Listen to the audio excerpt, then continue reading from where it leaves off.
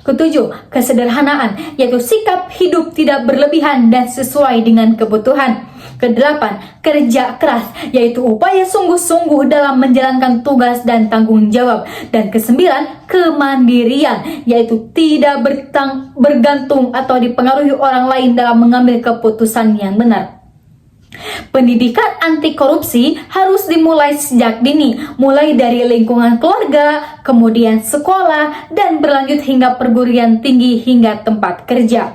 Di keluarga, orang tua harus menjadi teladan dengan menunjukkan perilaku jujur dalam kehidupan sehari-hari. Di sekolah, nilai-nilai anti korupsi bisa diintegrasikan dalam mata pelajaran atau melalui kegiatan ekstrakurikuler. Di perguruan tinggi, mahasiswa perlu mendapatkan pemahaman yang lebih mendalam tentang korupsi dan dampaknya, serta dilatih untuk menjadi agen perubahan. Dan di tempat kerja, pendidikan anti korupsi perlu terus diperkuat melalui pelatihan, kode etik, dan sistem pengawasan yang baik.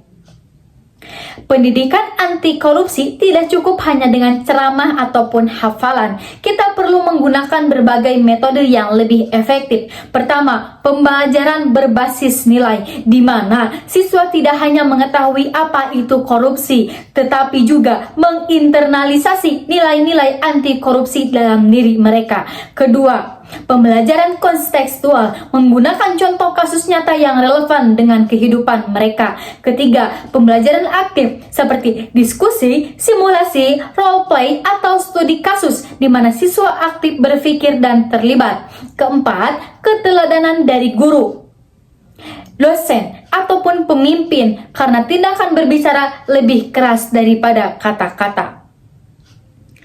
Di lingkungan keluarga adalah sekolah pertama bagi anak. Disinilah pondasi karakter dibentuk. Orang tua perlu menjadi teladan dengan berperilaku jujur, tidak berbohong, menepati janji, dan tidak mengambil yang bukan haknya.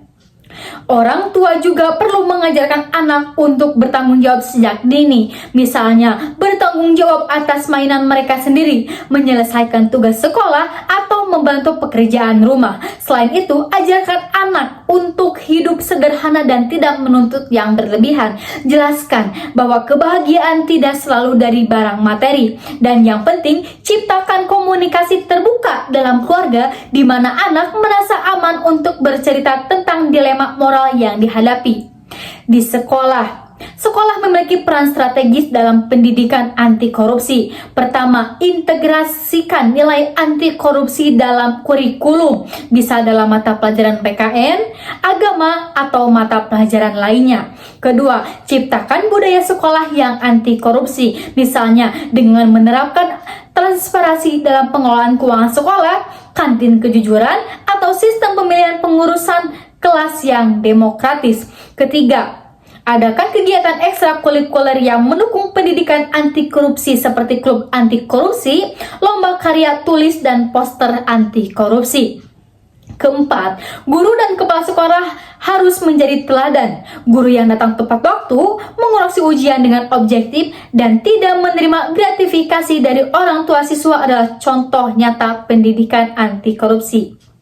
Selanjutnya, di perguruan tinggi, mahasiswa adalah calon pemimpin masa depan, sehingga perguruan tinggi harus mempersiapkan mereka dengan bekal yang cukup. Pertama, sediakan mata kuliah khusus tentang pendidikan anti korupsi seperti saat ini, atau integrasikan dalam mata kuliah etika profesi. Kedua, dorong mahasiswa melakukan penelitian tentang korupsi dan cara pencegahannya. Ketiga, fasilitasi mahasiswa untuk terlibat dalam kegiatan sosial kemasyarakatan yang mendorong transparansi dan akuntabilitas. Keempat, jalan kerja sama dengan KPK, NGO, dan anti korupsi atau lembaga terkait untuk memberikan pemahaman yang lebih praktis. Selanjutnya, semisal di tempat kerja. Tempat kerja adalah arena sesungguhnya di mana seseorang dihadapkan pada situasi yang bisa menguji integritas mereka. Oleh karena itu, organisasi atau perusahaan perlu menerapkan beberapa langkah. Pertama, buat kode etik yang jelas dan sosialisasikan kepada seluruh pegawai. Kedua, bangun sistem dan prosedur yang minimalkan peluang korupsi, misalnya dengan rotasi jabatan, pemisahan fungsi atau sistem pengadaan yang transparan. Ketiga, ciptakan mekanisme pelaporan pelanggaran yang aman dan terlindungi atau yang dikenal dengan whistleblowing system. Keempat, berikan sanksi tegas bagi pelanggar tanpa pandang bulu, karena penegakan aturan yang konsisten akan menciptakan efek jera. Dan kelima, berikan penghargaan kepada pegawai yang menunjukkan integritas tinggi. Selanjutnya ada peran teknologi. Di era digital ini, teknologi bisa menjadi alat yang sangat efektif dalam mendukung pendidikan dan pencegahan korupsi. Sistem online dan digitalisasi mengurangi kontak langsung yang sering menjadi celah untuk suap. Aplikasi pelaporan pengaduan memudahkan masyarakat melaporkan dugaan korupsi. Big data dan artificial intelligence bisa digunakan untuk mendeteksi pola transaksi yang mencurigakan. Dan media sosial bisa digunakan sebagai sarana kampanye dan edukasi anti korupsi yang masif. Setiap orang dari kita memiliki peran dalam memberantas korupsi, mulai dari hal-hal kecil yang bisa kita lakukan sehari-hari. Pertama, jadilah pribadi yang jujur dalam segala situasi, baik dalam hal kecil maupun besar. Jika Anda menerima kembalian uang lebih dari kasir, kembalikanlah. Jika Anda menemukan dompet orang lain, kembalikanlah. Kedua, tidak memberi atau menerima suap dalam bentuk apapun. Jika diminta untuk menyuap agar urusan cepat selesai, tolak dengan tegas. Ketiga, jangan melakukan atau mendukung praktik curang seperti menyontek, plagiat, atau memalsukan dokumen. Keempat, berani melaporkan jika melihat atau mengetahui praktik korupsi. Dan kelima, tidak bersikap permisif ataupun toleran terhadap korupsi sekecil apapun sebagai pendidik. Nah, tantangan yang dihadapinya itu dalam mengimplementasikan pendidikan anti korupsi, kita menghadapi berbagai tantangan. Pertama, budaya yang sudah terlanjur permisif terhadap korupsi. Masyarakat sering menganggap korupsi kecil-kecilan sebagai hal yang wajar.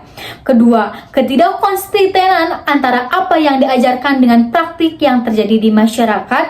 Anak diajarkan jujur di sekolah, tetapi melihat orang dewasa berbohong atau menyuap. Ketiga, sistem hukum yang belum optimal dalam memberikan efek jera. Keempat, kurangnya komitmen dan berbagai pihak untuk benar-benar menjadikan pendidikan anti korupsi sebagai prioritas. Langkah ke depan untuk mengatasi tantangan tersebut, kita perlu melakukan beberapa langkah. Yang pertama, perkuat komitmen bersama dari semua pihak, pemerintah, lembaga pendidikan, masyarakat sipil, dan sektor swasta. Kedua, konsistensi antara pendidikan dan penegakan hukum. Pendidikan harus disertai dengan penegakan hukum yang tegas dan juga adil. Ketiga, kampanye masif dan berkelanjutan tentang bahaya korupsi dan pentingnya integritas. Keempat, ciptakan sistem dan lingkungan yang kondusif bagi perilaku anti korupsi, di mana orang yang jujur dihargai dan orang yang korup mendapatkan sanksi. Kita semua berharap Indonesia di masa depan menjadi negara yang bersih dari korupsi. Negara di mana anak-anak kita bisa mendapatkan haknya tanpa harus menyuap. Di mana pelayanan publik berjalan dengan baik tanpa pungutan liar. Kapasitas bukan berdasarkan uang. Dan di mana hukum ditegakkan dengan adil tanpa pandang bulu. Harapan ini bukan tidak mungkin diwujudkan jika kita semua berkomitmen dan mulai dari diri kita sendiri. Ingatlah kata-kata Mahatma Gandhi, be the change you want to see in the world. Jadilah perubahan yang ingin Anda lihat. Jika Anda ingin Indonesia bebas korupsi, mulailah dari diri Anda sendiri untuk tidak melakukan korupsi dalam bentuk apapun. Teman-teman sekalian, izinkan saya merangkum poin-poin penting yang telah kita bahas hari ini. Pertama, korupsi adalah masalah serius yang merugikan bangsa dan negara dalam berbagai aspek ekonomi, sosial, politik, dan juga hukum. Kedua, pendidikan anti korupsi adalah kunci untuk membangun generasi yang berintegritas dan bebas dari budaya korupsi. Ketiga, pendidikan anti korupsi harus dimulai sejak dini, di keluarga, sekolah, perguruan tinggi, dan juga juga tempat kerja. Keempat, setiap orang dari kita memiliki peran penting dalam pendidikan dan pencegahan korupsi. Dan kelima, kita semua harus berkomitmen untuk menjadi bagian dari solusi, bukan bagian dari masalah. Perubahan besar dimulai dari langkah kecil. Indonesia yang bersih dari korupsi bukan hanya tanggung jawab KPK, polisi, ataupun jaksa. Ini adalah tanggung jawab kita semua. Setiap tindakan jujur yang kita lakukan, setiap kali kita menolak menyuap, setiap kali kita mengajarkan anak untuk jujur, kita sedang berkontribusi membangun Indonesia yang lebih baik. Mari kita bersama-sama membangun Indonesia yang bersih, adil, dan sejahtera. Indonesia yang kita wariskan kepada anak cucu kita adalah Indonesia yang bebas dari korupsi. Dan itu dimulai dari kita. Dan sekarang dari hal-hal kecil. Ucapkan saya terima kasih.